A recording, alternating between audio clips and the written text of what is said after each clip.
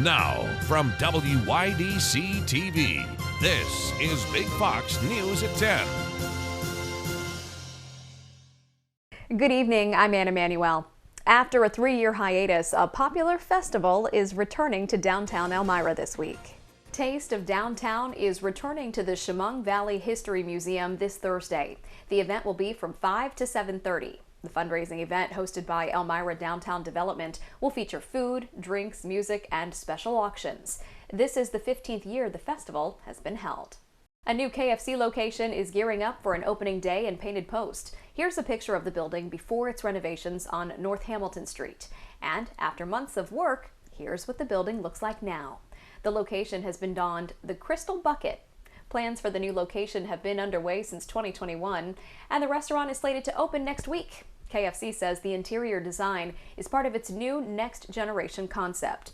They also plan to hire more than 50 employees to work at that location.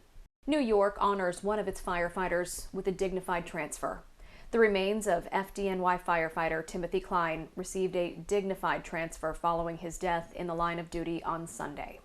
Klein was fighting a fire in Brooklyn when he became separated from his fellow crew members and trapped under a collapsed ceiling. 8 other firefighters were injured in that fire. New York City flew all flags at half-staff in Klein's honor. The Biden administration announced new plans today to expand access to COVID-19 treatments. Jonathan Seri reports the action comes as parents gain another way to protect their children against the virus. Parents now have another way to protect their kids against COVID-19, the FDA approving remdesivir as the first COVID treatment for children under 12. Doctors can now prescribe the antiviral drug to patients who are more than 28 days old, who are hospitalized or at high risk for severe COVID. The agency had already approved the treatment for Americans 12 and older. Pediatricians say it's a game changer. Especially to outpatients, people who aren't sick enough to need hospitalization yet, it works extremely well. The FDA adds the treatment is not a substitute for getting vaccinated, but COVID shots have not yet been approved for children under 5. Hundreds of parents and doctors across the country have filed a petition calling on the FDA to approve the COVID vaccine for this age group. It's like denying children, an annual flu shot, which prevents severe illness. Meanwhile, the Biden administration announcing new actions to expand COVID treatment access. The plan includes nearly doubling the number of locations providing Pfizer's antiviral pill and setting up federally supported test-to-treat sites that offer the drug for those who test positive for COVID. Treatments are really the next phase of this pandemic, where we have to make these highly effective treatments widely available. The CDC says the antiviral treatment must begin within the first 5 days of COVID symptoms appearing. In Atlanta, Jonathan Seri, Fox News. The pandemic and ongoing war in Ukraine is causing another food shortage, this time for cooking oil. Ukraine, which supplies nearly half of the world's sunflower oil, on top of the 25% from Russia, has interrupted shipments and sent cooking oil prices spiraling. The cooking oil situation is commensurate with the overall food situation in the world. Prices are up a great deal over the past year or so, on the order of 40% in some cases in some vegetable oils. And in the case of sunflower oil, you can't even get it, even if you want it, because of the Ukraine war. Some major supermarket chains across the world are already limiting the purchase of sunflower oil. If you want to save money on groceries, you might consider growing your own. Nearly 20 million Americans started gardening during the pandemic. Madison Scarpino has more from a community garden in St. Louis. We're coming up on prime planting season here, and both seed companies and community gardens have seen steady increases in demand. In fact, community garden programs like this one in St. Louis saw a 40% increase last year and are on track for another 30% increase as of this spring. There is nothing better than a homegrown tomato. The satisfaction of planting a seed and seeing it sprout within a couple days, the magic of nature. Ron Brown is all about gardening. It's safe to say that it's an obsession. Inflation and supply chain issues have been raising prices and making some produce hard to find. Brown says gardening gives people a sense of control and helps them save money. It is cheaper. If you can buy seeds and grow your own food, it is cheaper. Whenever there's uncertainty, people turn back to gardening and being a little more trying to be a little more food secure on their own properties, but also it's a way to relieve some stress. Jer Gettle owns the nation's #1 direct-to-consumer seed company. He says when the pandemic hit, their seed sales doubled, and they haven't had a break since. Then as inflation started happening, it just kept keeping the interest in seeds strong. So even currently, we're still a little behind on orders. The company's seed sales this year are on pace to be the highest ever, and they are growing 25% each month. Ron Brown says buying seeds makes a lot of sense. For a $10 investment, they could get hundreds of dollars worth of produce out of it. There is both the benefit of the cost and also the benefit of actually growing your own food and being outside and being part of that process. Gardening also helps with physical and mental health. Seed St. Louis Community Gardens and Orchards combined grow over 2 million food servings each year. In St. Louis, Madison Scarpino, Fox News. A judge holds former President Donald Trump in contempt for failing to turn over documents to New York Attorney General Letitia James. A New York judge ordered the former president to comply with the New York AG's subpoena for records or face a fine of $10,000 per day until the court's requirements are met. Trump's deadline was March 31st. In January, James accused the Trump Organization of improperly stating the value of its various real estate assets to obtain more favorable loans, insurance rates, and tax benefits. Police in New Mexico revealing the immediate images and investigation materials after a shooting on a movie set last year. Linda Schmidt has more. It went across her chest. And it came out the back and went into him. You want air flight? Body camera video shows the frantic scene as first responders raced to try and save cinematographer Helena Hutchins last October on the set of Alec Baldwin's movie Rust. Hutchins was killed. Director Joel Souza was wounded but survived.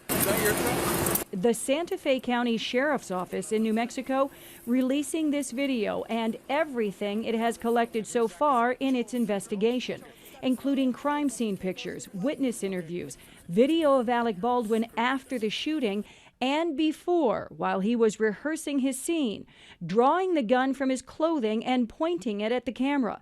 Eventually, the gun fires a live round. Sheriff's deputies talking to Baldwin afterward. Were you in the room when someone was shot? Holding the gun, yeah. Mr. Baldwin, who's the director on scene? The guy that was shot. Investigators telling Baldwin not to talk to anyone other than law enforcement. Okay. I'm happy to stay right here and do everything that needs. Well, my lieutenant just wants you to stay away from everybody and not to talk to nobody, so I was... Wait right here. These are the pictures of the gun Baldwin used.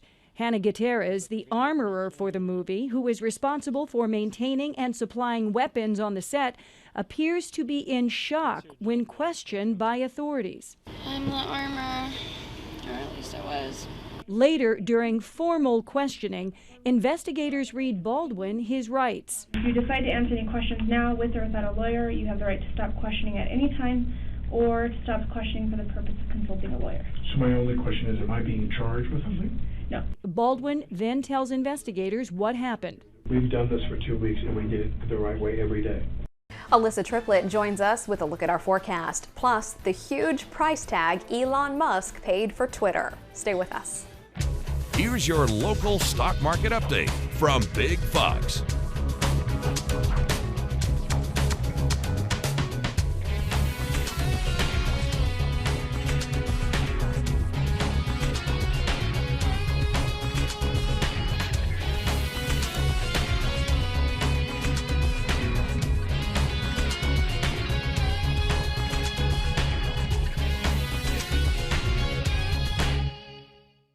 Now, your Twin Tiers forecast from Big Fox.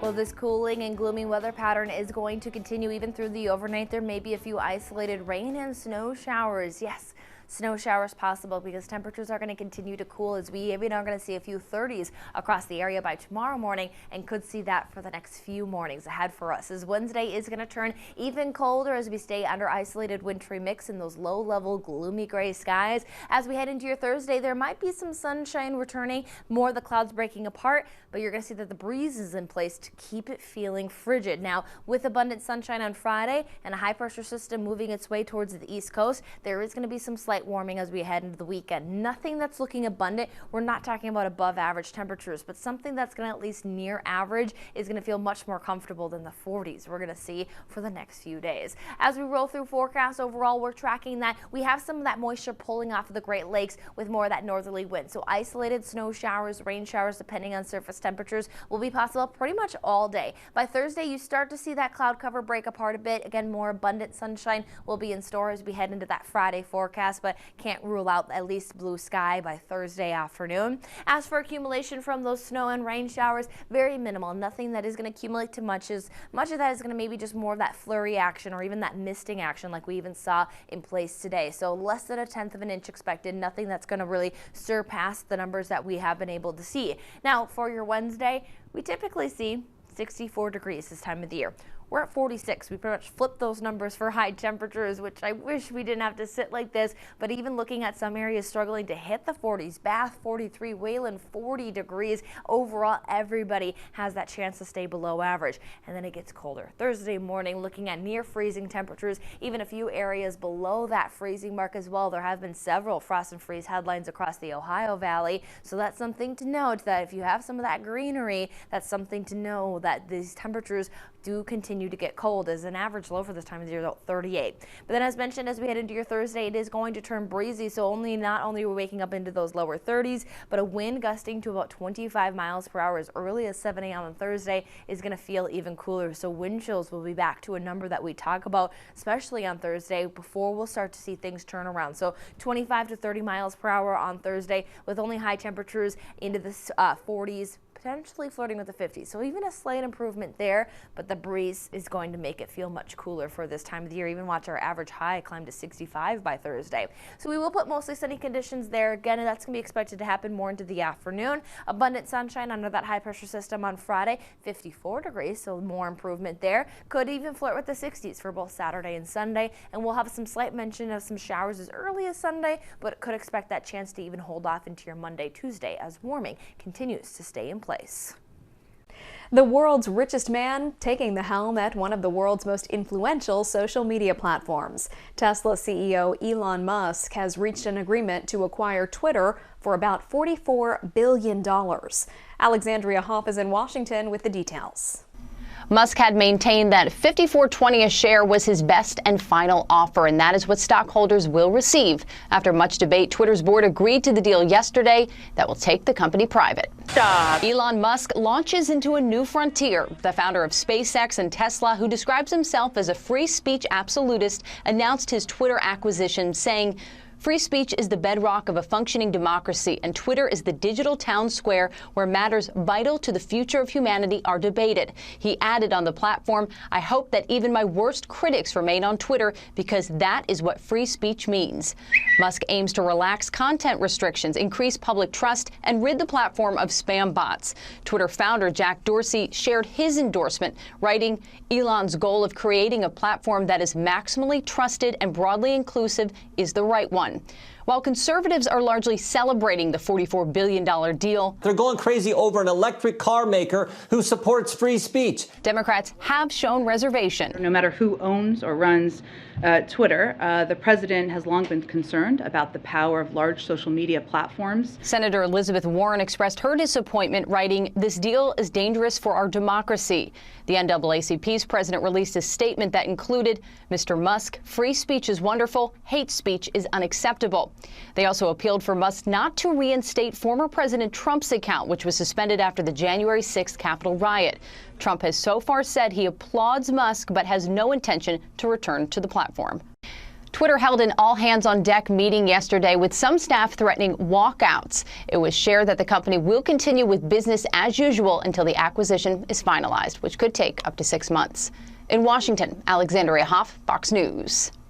One of New York City's most famous landmarks is now a science laboratory, unlike the kinds you've ever seen before. Rob Dawson tells us why researchers say Central Park can hold the key to better understanding climate change, and how the lessons learned in the Big Apple can help save other parks nationwide from its damaging effects. New York City's world-famous Central Park is being transformed into a climate change laboratory. It's part of a new initiative to help understand how to protect it and the rest of the nation's parks from the effects of greenhouse gas emissions, and learn how cities nationwide can make their green spaces withstand the impacts of our warming planet and altering weather patterns. We also want to understand how the park is part of the solution. How much carbon does the park sequester? How much cooling relief does the park offer? Researchers from the Yale School of the Environment are joining up with the Central Park and Natural Areas Conservancies to spearhead the project. They say Central Park is the perfect setting to gather climate data, offering roughly 843 acres of nature right in the center of the country's largest city, which is also becoming the site of more extreme weather events, like last year's Hurricane Ida, which dropped a record of more than 3 inches of rain in an hour across the park. Okay. Excellent. Scientists are using special tools that measure the light wave frequencies and temperatures of plants. They're also collecting satellite data to get a bird's eye view of how the park's landscape is changing. We'll also look at things like changes in green up. So is the park greening up earlier during parts of the year? And because parks play a role in a city's ability to regulate carbon dioxide, pollution, air quality, and temperature. Climate activists say it's critical for these natural spaces to be studied and protected. Rob Dawson, Fox News. A cold spell is delaying spring in several parts of the country. It's also impacting the spring planting and gardening season. Rose Schmidt has more on the story from Minnesota. In Minnesota, we only get a short time to enjoy these beautiful buds and blooms. Annuals and a garden. Produce, so like get tomatoes and basil and beans, things like that. But unfortunately, below average temps mean this hasn't been your garden variety April. Oh my gosh, I'm frustrated. A lot of people are frustrated that you can't get outside and plant, and there's a lot of pent-up demand. This weather that frustrates all of us, yeah, it does, means Gerton's Garden Center in Inver Grove Heights isn't seeing its usual sales for this time of year. And customers haven't been able to break out the shovels and shears. No, it's too soon. It's just been too cold.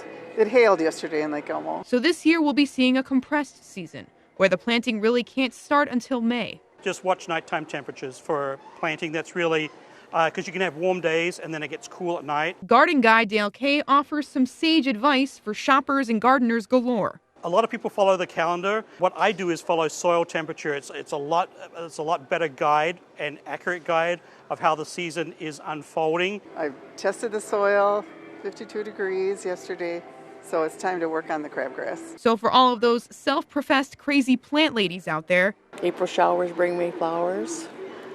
Let's hope Mother Nature puts the pedal to the metal. We got spring to look forward to. And delivers a spring that's well worth the wait. A cold spell is delaying spring in several parts of the country. It's also impacting the spring planting and gardening season. Rose Schmidt has more on the story from Minnesota. I'm singing in the rain. The late famed dancer and filmmaker Gene Kelly continues to dance his way into the hearts of many moviegoers with the iconic film Singin' in the Rain. It's among one of the most enduring, loved movie musicals from the golden age of Hollywood, and now the film is celebrating its 70th anniversary with a 4K Ultra HD Blu-ray release. What Gene loved is that this was a particularly American art form, the musical, and to be able to send that out all around the world now, I think is pretty extraordinary. Good morning, good morning. Gene Kelly directed and choreographed the movie with one hope in mind. Gene always said, people would ask him, they'd say, "Oh, Mr. Kelly, what's your motivation for the film, and what's the meaning behind it?" And you'll read books that say that it's actually a story about McCarthyism. And Gene, I have Gene's annotated copies, and he's going, no, not true. And He said, it's to bring joy. Widely considered a cinematic masterpiece, the film's influence is still relevant today and can be seen in recent movies, including 2016's award-winning musical La La Land, starring Emma Stone and Ryan Gosling. They went into the archives and Ryan said they were just absolutely geeking out because this was the core of their performances and their studies. He read Gene's handwritten note about leaping up on the lamppost, and then he inserted that in the movie. I'm happy again. In Hollywood, Kristen Goodwin, Fox News. We want to leave you with a smile. It's time to celebrate the youngest and the furriest members of the family on one date. It's National Kids and Pets Day. The date was founded to celebrate the special friendship between children and their pets. It highlights the benefits of having a pet in a kid's life, such as creating more responsibility and nurturing capabilities from an early age. Adopting a doggy or a kitty is a great way to observe this sweet day.